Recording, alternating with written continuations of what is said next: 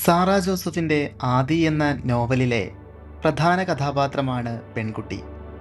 മെലിഞ്ഞു വിളറിയ അവൾ പ്രകൃതിയുടെ കൂട്ടുകാരിയാണ്.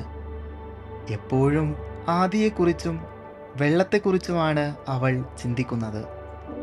ജലാശയങ്ങൾക്കരികിൽ വെച്ചാണ് കഥ പറച്ചിലുകാരൻ നൂർ മുഹമ്മദ് അവളെ കാണുന്നത്.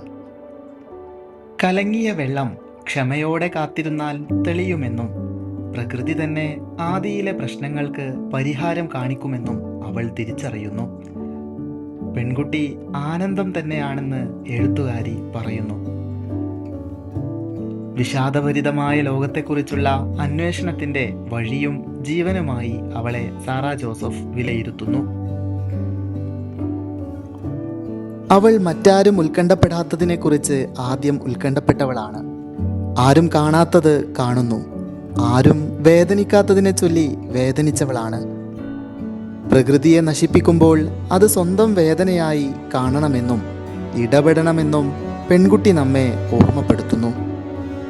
പെൺകുട്ടിയെ പരിസ്ഥിതി പ്രവർത്തകയുടെ പ്രതീകമായാണ് കഥാകാരി അവതരിപ്പിക്കുന്നത്.